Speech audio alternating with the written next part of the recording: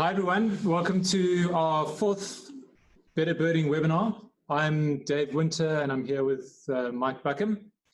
Good evening everyone, nice to have you along with us. Yeah, so as Mike said, we're going to, it's probably best if everyone stays on mute, but there is a chat room where you can ask questions or make comments. If you go down to the bottom of your Zoom screen, you'll see a chat icon there. You can just click on that and type any questions you have, and I'll be keeping an eye on that through the webinar, and I'll try and respond or keep the discussion there. So we're very excited. This is our first webinar where we've partnered with BirdLife South Africa. So what that means is that they've been very kind to advertise on our webinars. So you might actually be here because you saw an ad on the BirdLife Facebook page.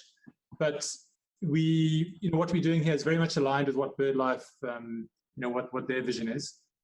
We're all about spreading the word about birds and birding, and very focused on good initiatives like conservation, which is obviously very well aligned with BirdLife. So thanks very much to Mark for setting that up for us, and we look forward to. We hope we can build on this. And there's a great turnout tonight. There are about 70 people. And Mike, should we get started? Yes, let's get started. Maybe just to say before I go into the presentation, we advertised the presentation to be about half an hour. We thought we'd attract more people. So if we got you here on slightly false pretenses, we apologize.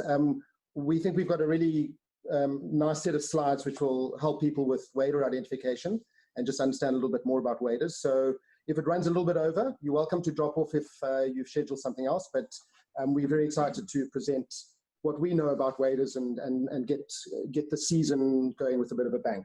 So Dave, what I'm gonna do, everyone, is share the presentation, so you won't see our faces shortly, and you'll see the actual presentation. I think you can toggle if you get tired of the presentation. You can look at us, or you can toggle between the two. Cool. Can someone maybe just comment on the chat room that you can see the slides, and then we'll get started. Great, we're not okay. Way to the material. Okay, so we get that. That's the first. There are going to be a few corny jokes this evening, so thanks for kicking that off. All right, so I had a little, just trying to click the.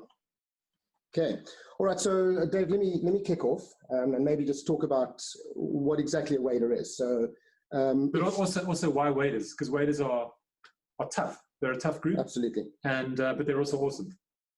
Yeah, and I think people as beginners really battle with waders, and we thought we'd help you along a little bit, and we certainly don't profess to be experts, and we've actually thrown in a little quiz for each of us at the end, just so we can embarrass each other and show you that wader identification can trick just about anybody.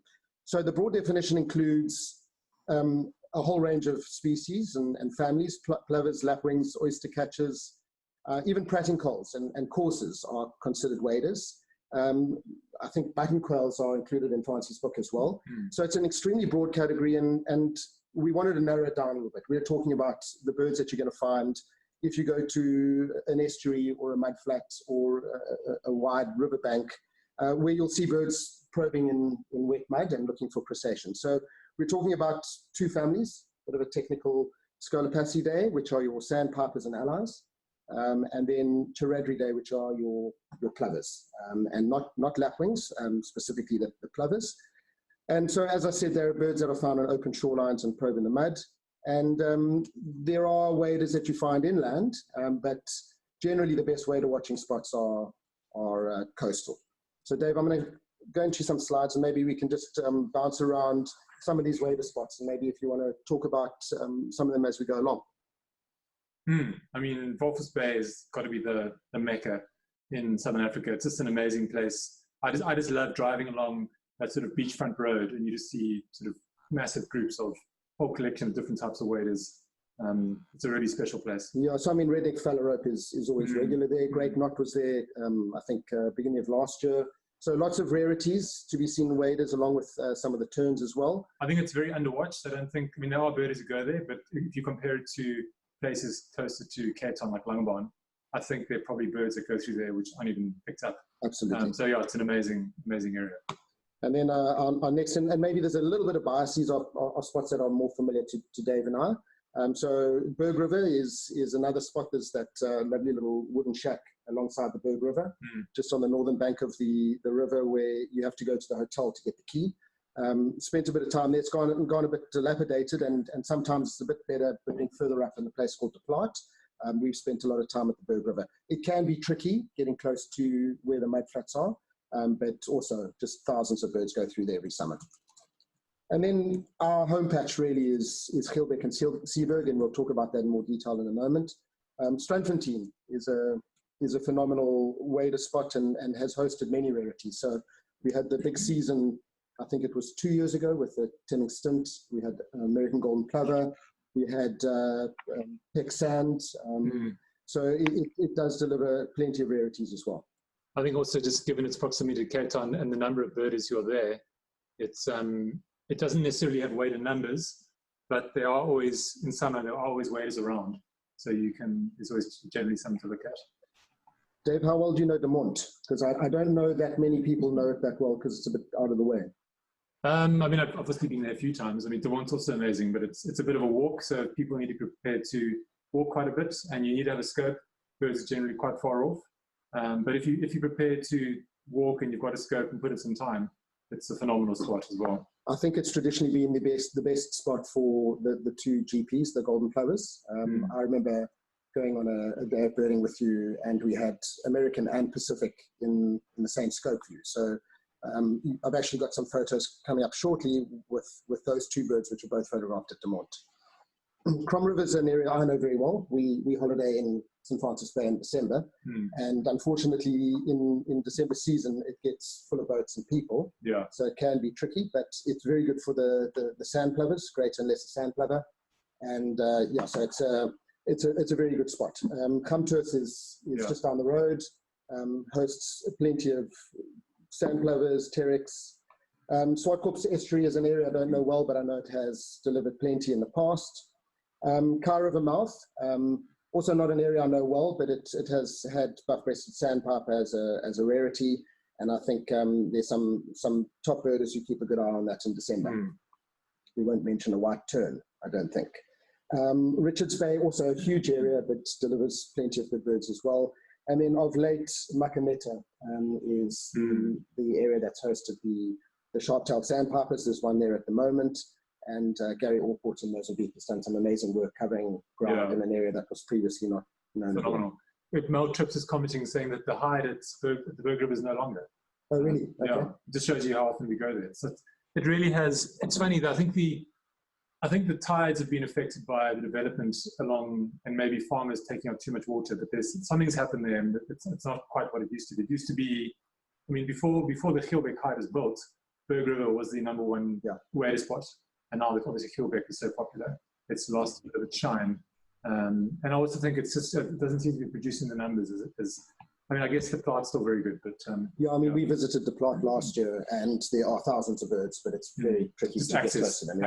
You need wellies or bare feet, and you need a scope. Cool.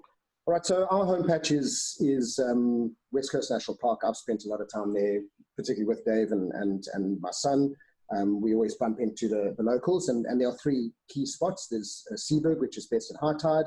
We'll talk about the tides in a sec. There's Geelbeek, which is the traditional big rarity spot, and I think there are too many rarities to mention that pitch up there every year. And then there's the salt pans, and the salt pans is one that I'll touch on in a sec. It's an area that's not really known at all by many birders, and they don't even know it's there, and yet it can deliver plenty of good birds. Yeah. So Dave, Geelbeek, you have fond memories there? It's amazing. It's an amazing area. I love that walk as you walk out to the hide across that boardwalk, especially when it's early and there can be like low mist and no wind, hopefully. But it's just a phenomenal, very atmospheric, and it's one of my favorite birding spots. Okay, so I've done quite a lot of work in the Geelbeek salt pans in the last couple of years. It's a hell of a nice walk, and it's in the same pentad as the main estuary hide. And it's an interesting water system because it tends to flood at spring tide. So you can sometimes visit it and it's full of water. So if you look at the photo on the left, that was taken on the day when the spring tide had just come in and there was not a wader to be seen. But 2 weeks later, I visited the same place, and the water tends to drain, and there's a lot of open mud flats, and there are just thousands and thousands of birds. So it's very good for the sandplovers. Lesser sandplovers common there, and Terek Sandpiper is also pretty common. And I think there must be plenty of varieties to be found. And it's about a 15-minute walk. Yeah, from the it's also very underbirded. Yeah. So if you're at West Coast National Park, don't just focus on the main hide. Try and get to the salt pans as well. All right. So a question that birders ask a lot is the tide timing, and we even question it ourselves on our WhatsApp group.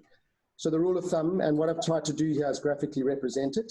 On a dropping tide, 4.5 hours after high tide is when you'd expect the water to be running out, and what tends to happen is you'll see no birds, and then 10 minutes later the birds start flying in, the longer-legged birds, marsh sandpiper, arrive, and then eventually the mud starts appearing, and you get basically the waders all move basically off the salt pans, and they come in and start feeding.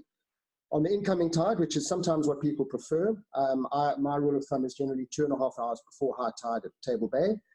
You can expect the water to be pushing the waders a lot closer, and you have the opposite effect. You'll have thousands of birds, and then as the water gets fuller and fuller and fuller, eventually everything disappears, and you're kind of left sitting in the hide staring at flamingos. So I think don't time it incorrectly, because you'll be hell of a disappointed.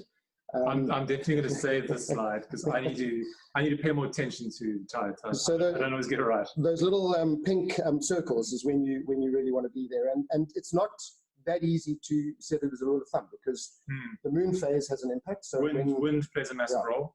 So maybe just to very quickly explain the moon. Spring tide makes the water move very quickly. So when the water's moving quickly, it tends to fill quickly and drop quickly. Neap tide is probably a better time to wait to watch at Fieldbeck, because it gives you a little bit more time. And then the northwester pushes the outgoing tide out quickly, and it holds back the incoming tide, and the other way around. Yeah. Northwester pushes the incoming tide quickly. So think about all these factors, and then maybe just going on to the next slide. Or just have enough time that if you get there and the tide's still high and it's going down, just have enough time that you can go do some birding at Abram's Kraal or something, and then come back in a few hours. Okay, so you've got to time the tides in terms of crowds and tides. So Dave, do you want to maybe tell us about this photo on the right? Mike, when I took that photo, I was very sad, because I'd somehow managed to get out of work and shoot up to the West Coast Park. I was there literally as the gate opened. I had like a window of 45 minutes to try and find a lesser yellowlegs. And yeah, this is my only gap in the week that I could do it. And I got there and the tide was high. And the timing, your timing was right. In terms of the rules of thumb? Theoretically, but there was a bit of wind, and I just got it. It was bad luck. And there were probably 15 of us who kind of pitched up there. Some who had flown from Joburg, and they also had to fly home empty-handed. So I think we come with a big disclaimer when we talk about those tide timings. So don't hold us to. It's more art than science. Yes, absolutely. All right, and no webinar about waders can go without one of my favorite birds in the world, which is bar-tailed godwit. It's a bird that has the record for the longest non-stop migration, and I show the slide in a lot of presentations I do. Bar-tailed godwits migrate from Alaska to New Zealand after they've bred. And they do a distance of 11,000 kilometers in the space of 8 or 9 days. So think about 1,200, 1,300 kilometers a day flying over the Pacific Ocean, totally unassisted, with no way to feed, because there's nowhere to land. So it's a marvel that's just hard to comprehend. And so it was worth throwing in every year. Amazing.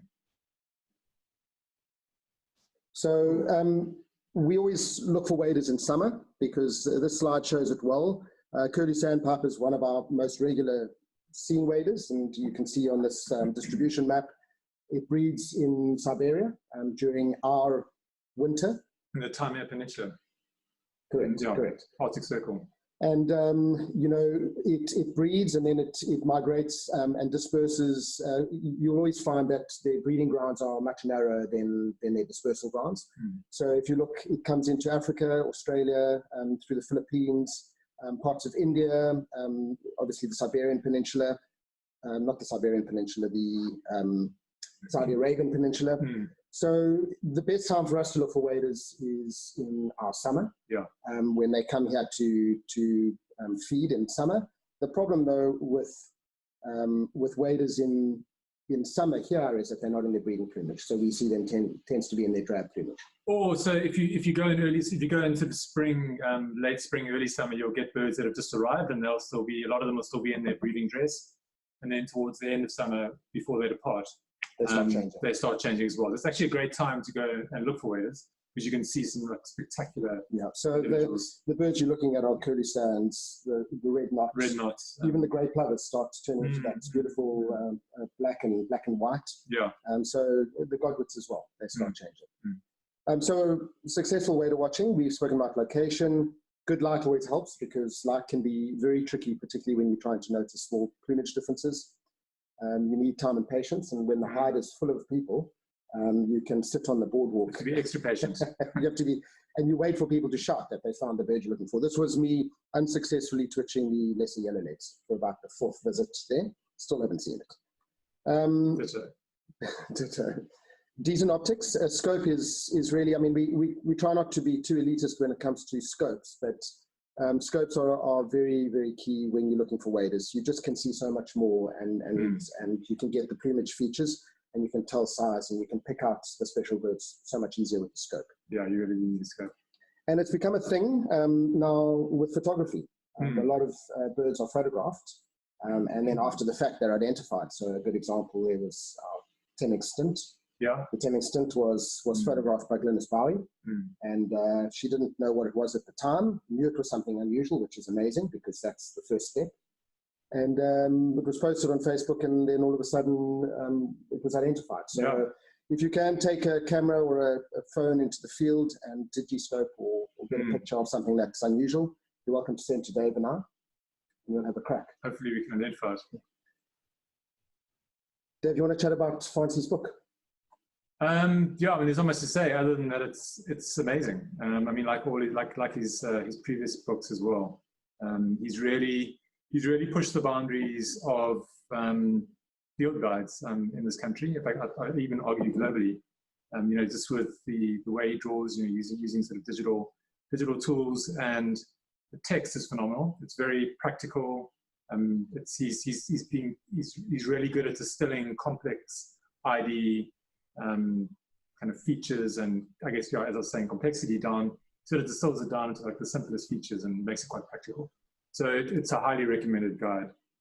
Yeah, if you don't have it, I think you should try to do so. Try to get it. Companionship is also important. That's me with my son Adam. That was when he saw his 700th bird, which was the lesser Sandplover at what's it called? Cape Cook Fitzfanger. Oh yes, on the And then I say a bit of experience, and I really love throwing these kind of photos in, because these are our 2 top birders. I'm very comfortable saying that. That's Trevor Hardecker and John Graham. And wader watching doesn't come easily. Identification of rare waders doesn't come with a couple of weeks of experience.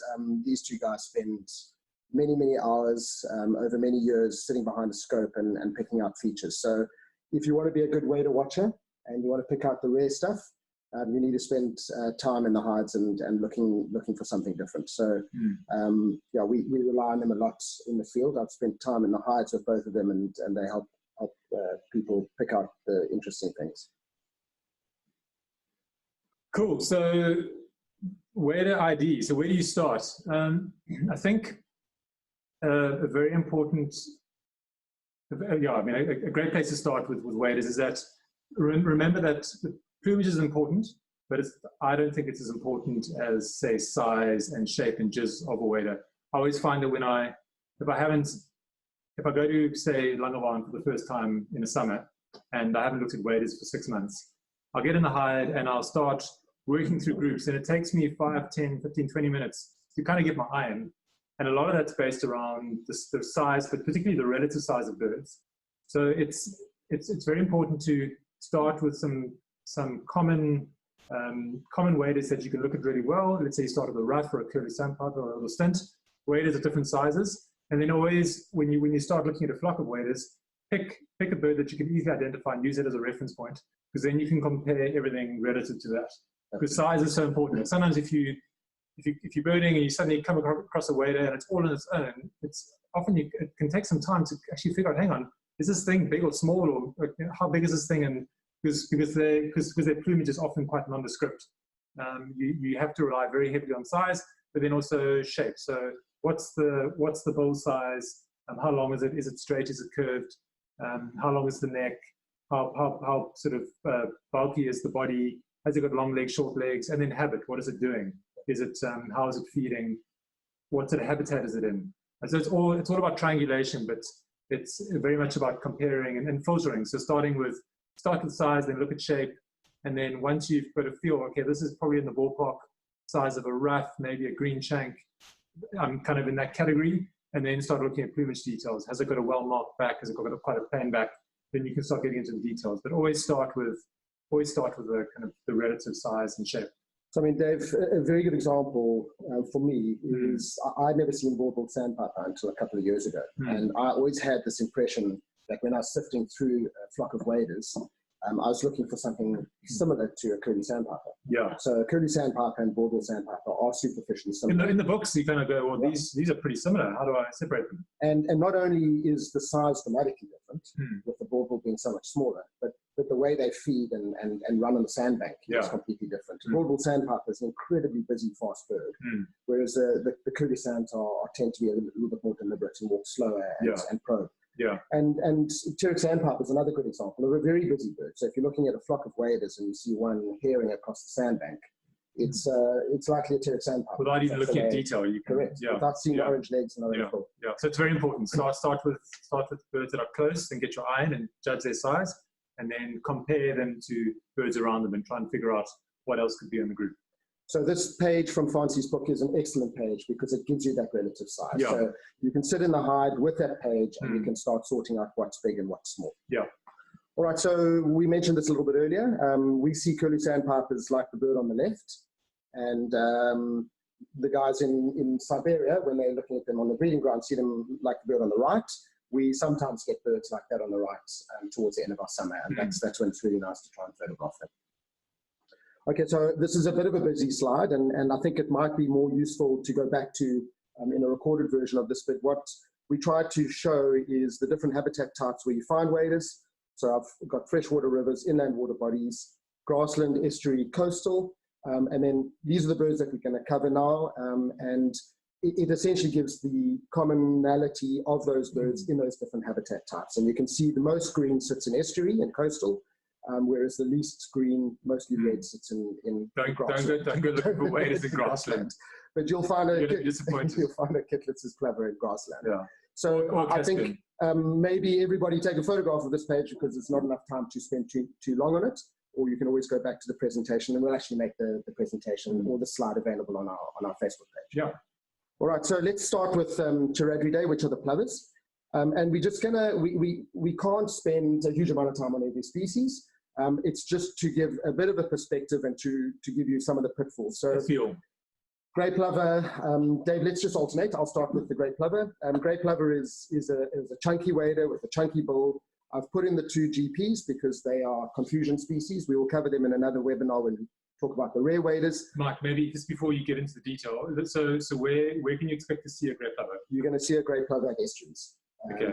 Almost exclusively. Stramphantine in the pans? Stramphantine is not a common bird. Yeah. We see maybe 1 or 2 a year. Okay. But if you go to West Coast National Park and you arrive at the hide early in the morning, you'll hear that mournful whistling of a grey plover, and it's an absolute, it's a classic sound of exactly. It's actually, and that's something we haven't mentioned as calls, is that when you really get into your waders, you can start relying on call as well. I think waders 105 might be when you talk about the calls. Yeah, so, but it's a classic sound of the West Coast National Park. Yeah. And it's a very common bird on the sandbanks, obviously not as common as curly sands because it's a much bigger bird. And the confusion species, a lot of people look at greys and they think, I've got a GP. I got golden plover. They look at grey plovers and they think they've got a GP. I'm saying, but a GP stands for golden plover. I apologize, sorry. So if you look at the golden plovers on the right, they're generally much smaller, more slender birds, much more attenuated body shape. If you look at the long wings and tail, And the size of the bill is very different, and often the GPs have those very dark caps. So grey plover is a stocky, chunky bird, and it prances around on the mud and picks up crabs and little crustaceans. So yeah, on our next webinar, we're going to go into a bit more detail about rare waders. So we'll get into some of the intricacies of trying to separate American from Pacific golden plover, but that becomes quite technical. We're looking at primary length and tertials and tail length. And absolutely. So I know everyone's looking at those two photographs and thinking it's the same bird, but it's actually not. Yeah. So we'll talk about that in the next webinar. Dave, you want to do these two? Yeah. So smaller plovers. So on the left you've got Kitlitz's plover. That's a common plover in sort of drier habitats. The adults are pretty distinctive. They've always got that sort of black marking on the side of the face, the sort of buff underparts. Where they can get tricky is when you have young birds. So when they haven't got that facial marking, and they can be quite sort of buff, sometimes grey below, and they can sometimes even look like, when you see them on their own, they can look like young, or rather like Caspian plovers. And so that's just something to be aware of. But Caspian plovers always have a very sort of broad, distinct white eyebrow or supercilium. So that's just something to be aware of there. And then common ring plover is pretty straightforward. Non-breeding plumage, that top bird, it's always got that ring around the side of the head and around the back of the neck and the nape. You could be lucky and find a little ring plover, but that's unfortunately unlikely. So I mean, the confusion species, the rare bird you're really looking for, even more so than little ringed, is semi-palmated plover, which is a North American species. Yeah. And there are papers of 10 or 12 pages written separating common ringed from semi-palmated. So we'll probably not even deal with that in our rare waders webinar. All right, and then these are two of our small plovers, and the one on the left is very noticeable, very easy to identify, particularly the nice breeding adults. These birds are most commonly seen at Cape Cook Visvang or Kliphoek salt pans. If you haven't seen a chestnut-banded plover, you do well to go there because they really are pretty common, but they're not common elsewhere. And you can see them at West Coast, but not that commonly. White-fronted plover is a pretty common wader.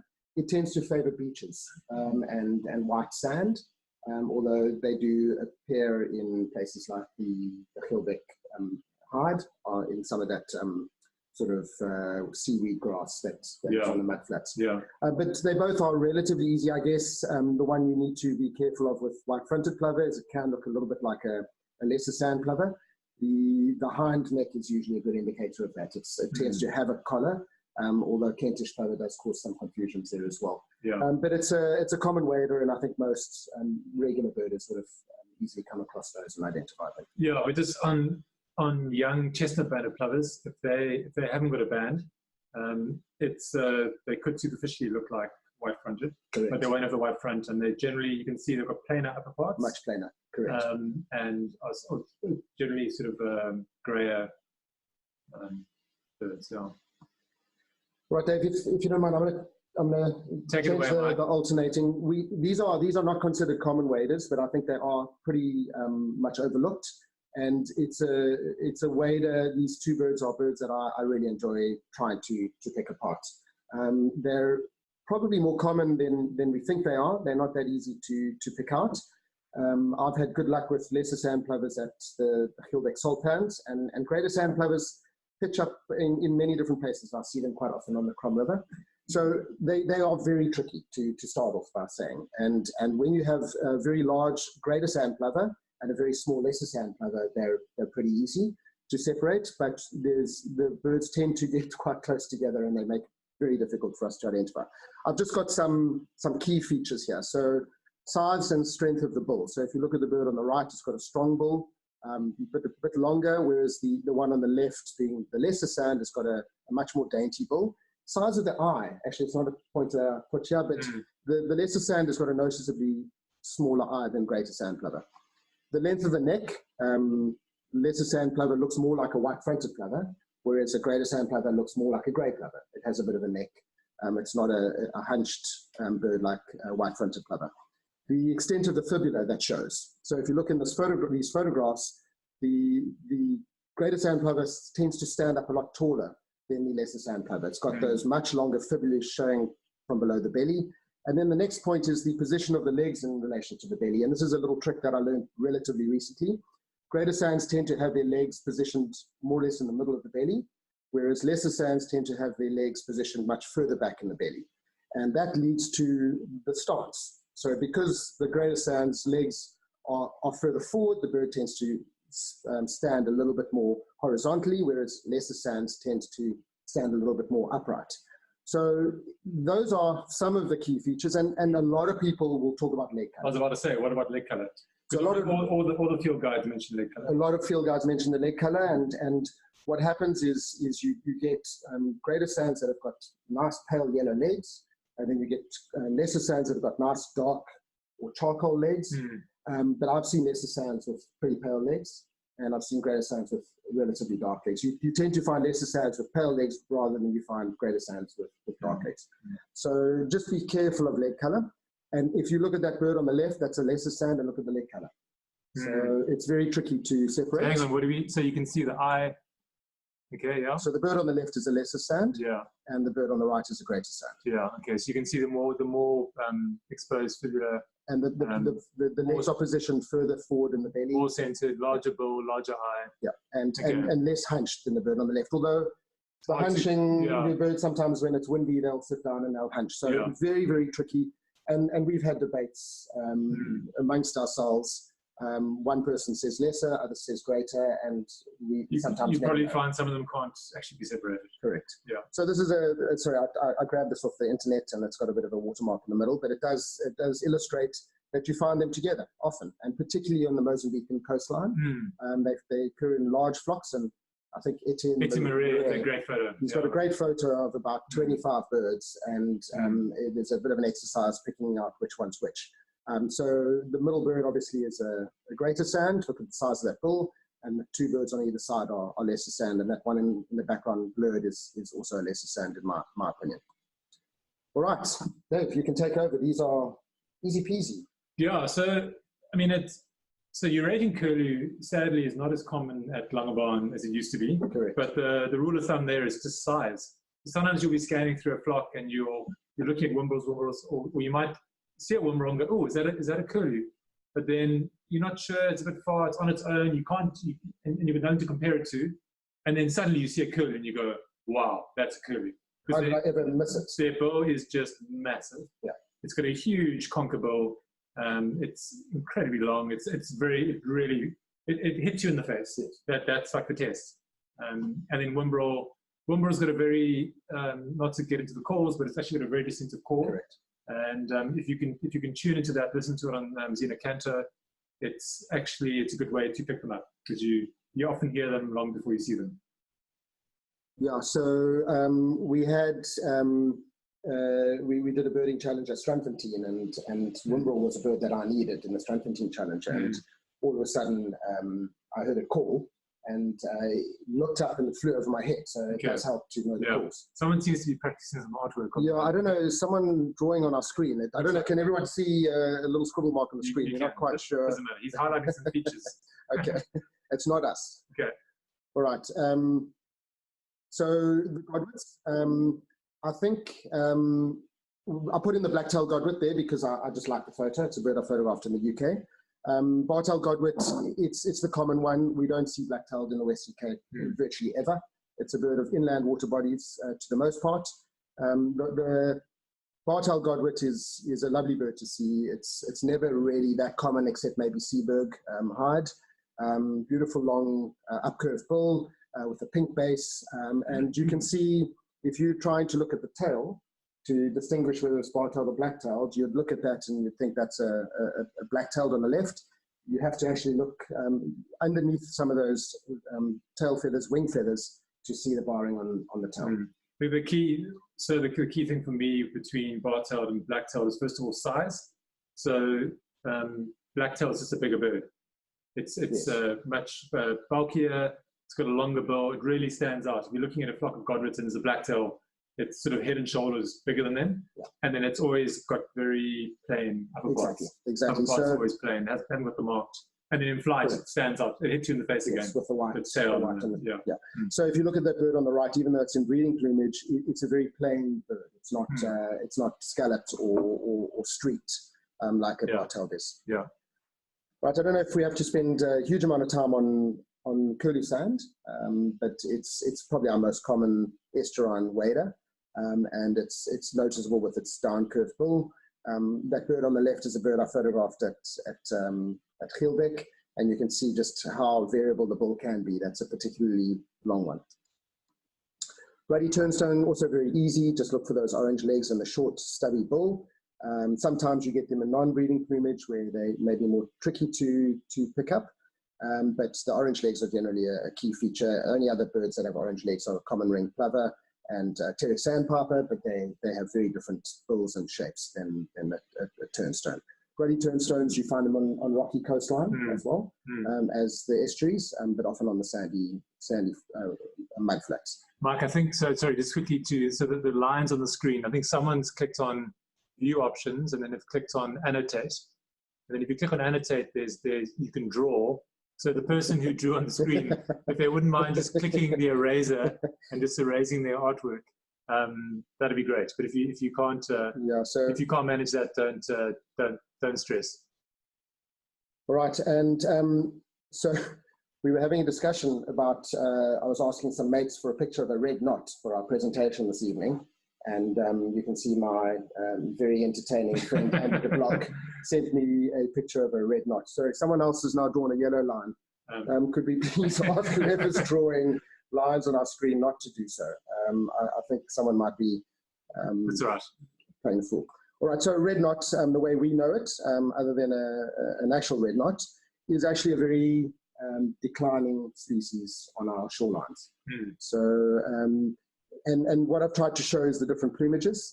We see the bird on the right is my photograph, and that's why I was looking for photographs, because that's the best I've ever done. They're hard to get close to, they're very skittish birds, but that's kind of moving into breeding plumage. The key features for me is the very sort of heavy body. It's a very heavy body bird. It's got a very wide base to the bill, and it's got quite a chunky bill. If you look at the size of the bill at the base, it's a very wide based bill, and they tend to occur in groups of 4, 5, or 6. Yeah, but fairly tricky to find these days. I often find that when they're on their own, they can be hard to triangulate. It's like you kind of doubt yourself, say, how big is that bird? And is it a knot? Because they're much easier to identify when they're in a group, and you can compare them size-wise. But as Mike said, they're generally sort of chunky and bulky birds. Yeah. All right, these two, Dave, do you want to talk about these two, because these are the ones I hate the most, I think. Yeah. So I mean, little stints very common, often in with big flocks and groups. So it's our smallest wader. Yeah. So again, size-wise, if you've got a very small bird, it's got a short little bill, and it's fairly nondescript. We won't get into the intricacies of what else, what other rarities you can get which look similar. But they're quite active feeders and fairly nondescript. So for me, I'd go mainly on size, size and sort of the brownish upper parts and sort of white below.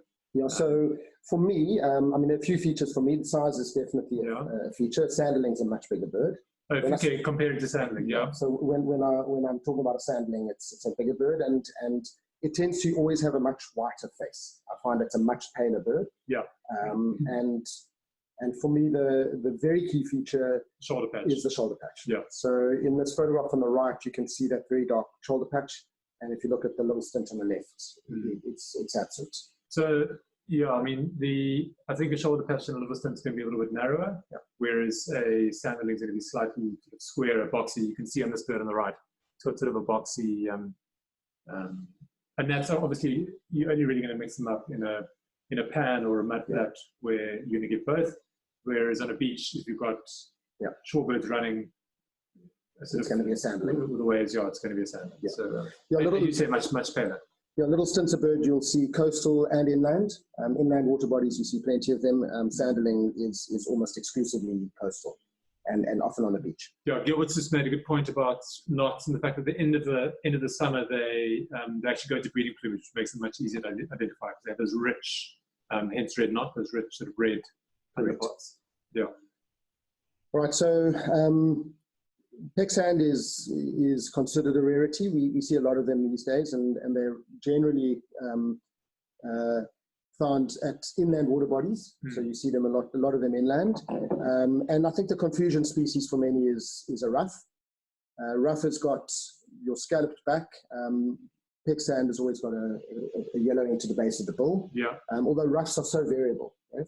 And that's what I've tried to show with some of these photographs. So you can see the orange base to that bill does confuse things, but look at the scalloping on the back, and that's a reasonably key feature for rough. So I mean, and orange legs. Yeah, I mean, so you're right. I mean, rough are very, very variable.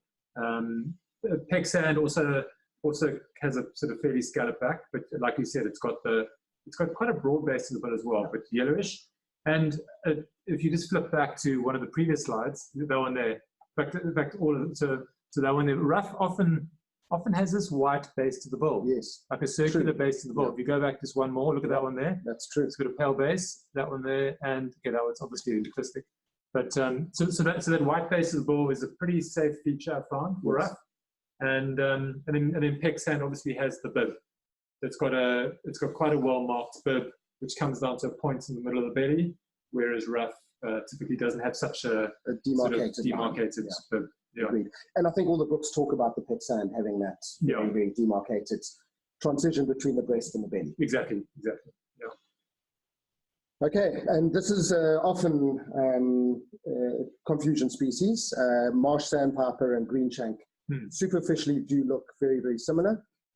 So the first feature is obviously size. So marsh sandpiper is a much smaller bird. Daintier. And it's much more dainty. So not only is it actually smaller in absolute terms, but it's also much more dainty.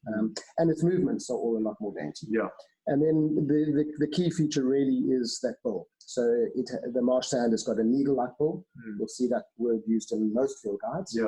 Whereas the green shank has got a much thicker bill, and it's always slightly upcurved. Yeah. So if you just look at those two photographs underneath the scribbles. Broader base as well on the green shank. Yeah. So marsh sands are not, I guess, as commonly seen as green shanks. I think in some places they're pretty common. As I mentioned earlier, when you're at a dropping tide at Hilbeck, they're the first birds to fly in because they've got slightly longer legs and they like feeding in a little bit of water. Green shanks also have a very distinctive call. That coo, coo, coo. And it's a very distinctive sound. What's the call more commonly? I mean, marsh has a similar structure call, but you hardly ever hear it. Hardly ever hear it. All right. These are more freshwater waders, so the inland waders. Yeah. Dave, do you want to? Yeah, so I mean, common sand is, I mean, I guess you could confuse, I mean, common sand, the confusion there is more often with green sand with the dark back, but it's a bird you'll find sort of skulking along the edge of a canal or among some rocks. And when you flush it, there's a very characteristic sort of flutter, very sort of stiff wings, and it flutters its wings. And Dave, for me, common sand, the most obvious feature is the tail bob. Yeah. So if you're along a rocky river line and the bird flashes and lands on a rock and bobs its tail, it's pretty much going to be a common sandpiper. Versus a wood sand. Which tends to jerk. Lands and it will jerk rather than bob its tail. Yeah. So wood sand, it's slightly, it's longer legged. It's a bit more marked on the upper parts, on the wings and the back and the mantle. It's always got that quite strong eyebrow, which is distinctive. But there's long yellow legs and the spotty back. So this bird is not breeding plumage, but a breeding bird would have that sort of more sort of spangled back. So the confusion species, if you're talking rarities with wood sand, is going to be the yellow legs. So lesser yellow legs is the confusion bird. Or solitary sand, but we won't go there. No, we won't talk about solitary sand yet. We'll talk about solitary sand in our rare waders session. There's no record yet of solitary sandpiper in South Africa. There's one record, but it wasn't accepted, I don't think. There were no photos on it. All right, we're getting close to the end, so I apologize we've gone a bit over, but it's just hard to fit everything into a short space of time. So much to talk about with waders. Yeah, so pteric sandpipers, I think, right up there amongst my favorite waders. They're not common. Are these your photos, Mike? Yeah, these are ones from the Crom actually, and they're not common on the Crom. They're more common at Comtus, and they just are such beautiful birds. Those orange legs, the orange bill, and the way they feed, they're very, very quick. They run quickly, and then they stop and they probe, and then they run. It's a very charismatic bird, and it's a bird that I never tire of seeing. And they're tricky to photograph because they're quick and they're skittish. So Gilbert's has mentioned the white shoulder on common sand as well. That's right. Correct. Yeah, the white that's very on the shoulder. Yes. just on the fold of the wing. Yeah, that's very distinctive. Absolutely. Yeah. All right. So what Dave and I did, just to kind of wrap up, is we decided we'd throw two bird photographs at each other. We haven't shown each other what these birds are, and we're gonna. I'm nervous, Mike. We're going to try and challenge each other. This is potentially very embarrassing. Yeah, so we are basically staking our names on this little moment in the webinar, and we might have to go into hiding afterwards. So forgive us if we get it wrong. If you want to help us in the chat room, you're very welcome to do so. I think mine are up first. So I'm definitely phoning a friend. Okay. So Dave, are you ready for the first one?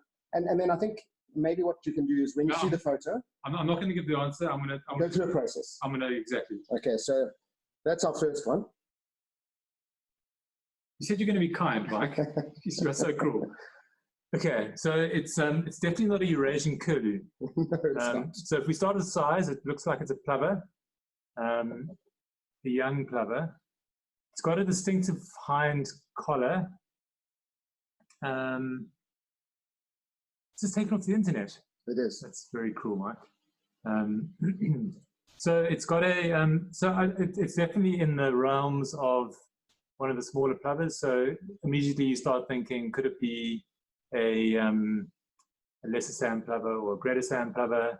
It's got that very distinct sort of collar on the back of the neck.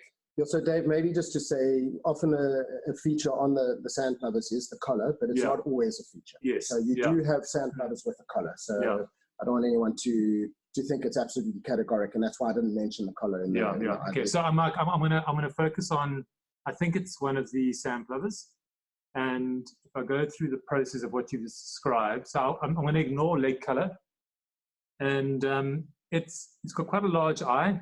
And the bill is not that heavy though, so it's not, so large eye I would say greater. The bill is not that big, so I'd kind of say I'm not sure. The legs, there's quite a bit of the upper leg showing, which would lean towards greater. And if I try and, it's hard to gauge where the legs sit on the body. They're probably, it's a funny angle.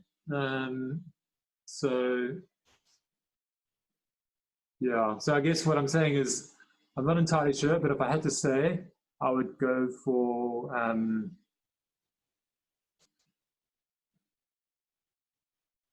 it's a tough one. It's one of those in-between birds. Yeah, so it's actually showing features of both. Yeah. So you could say lesser, but you could also argue greater. Yeah. So, I mean, I think I didn't mean to throw you under the bus here, but it was chosen because it was one of the ones I could find where it really has got features of both and showing how difficult it really is. It's labeled on the internet as lesser. Yeah. And I tend to agree with that. Yeah. I think because it's standing so slim, it's showing more fibula than you'd imagine. Yeah. The legs are quite far back on the bird. Yeah. And the bill, I think, is the right size for lesser. Eye looks quite big. Yeah, it does. But it's to me it's lesser, but it's really just shows how difficult it can be. Yeah. So we've had a few of both. So what do we? So let's see. So we've had lesser from Gilbert's, greater sand from Doc. Feet at back.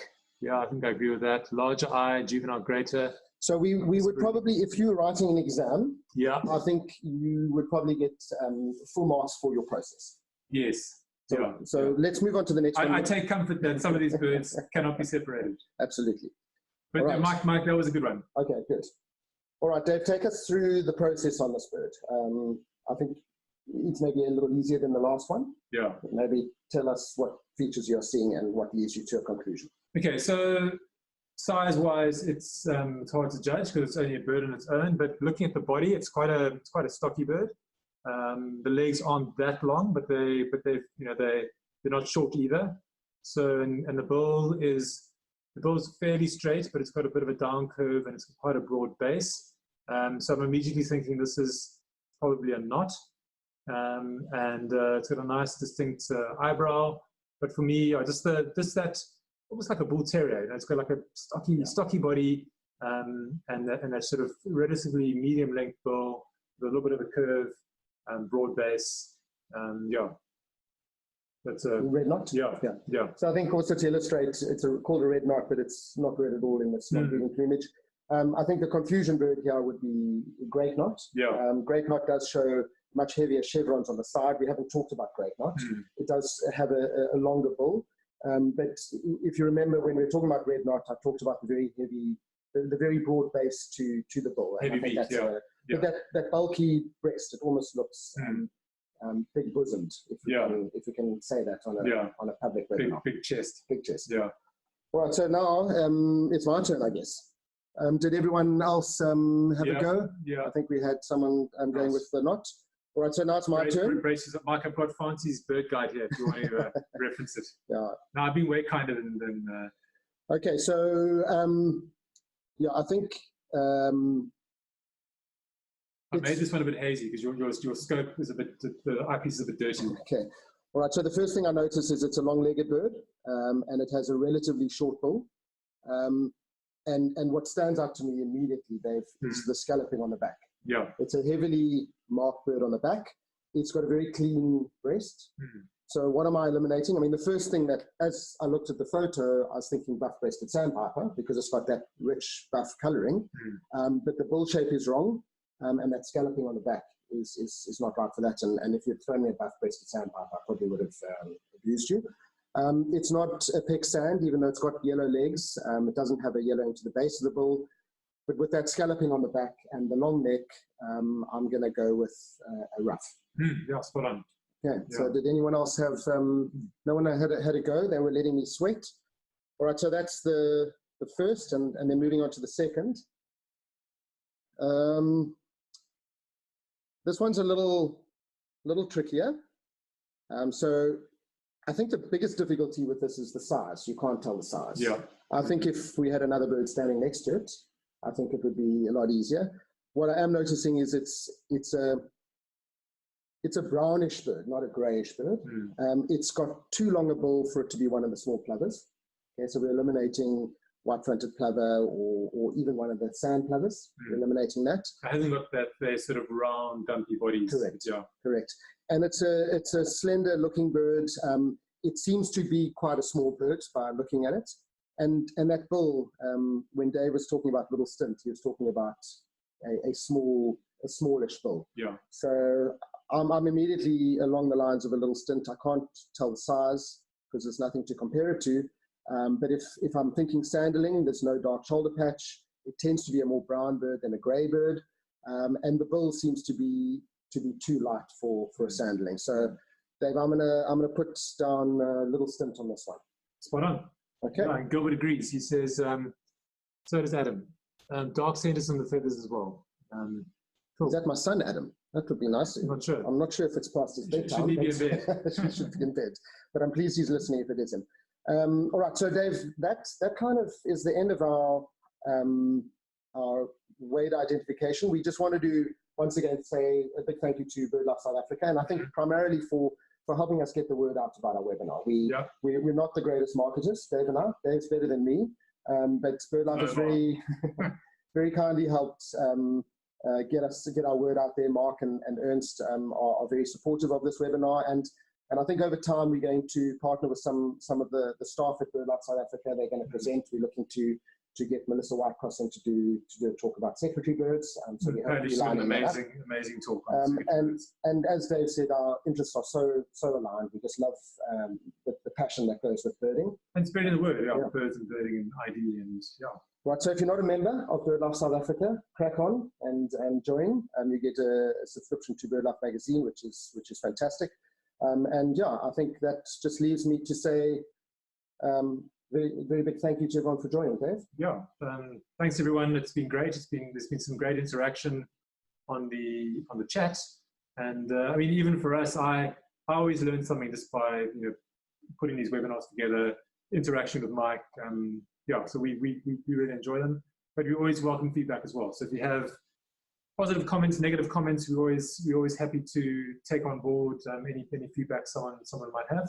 And so please email us at betterbirding800@gmail.com, and also spread the word. Please forward our emails to any friends you think might be interested, or you can also watch the recording on YouTube. We're gonna post the recording on YouTube and then send the link. I'm sure Mark will be happy to put it on the Bird Life Facebook page as well. Yeah. Awesome. All right. Enjoy the rest of your evening and good night. Cheers, everyone.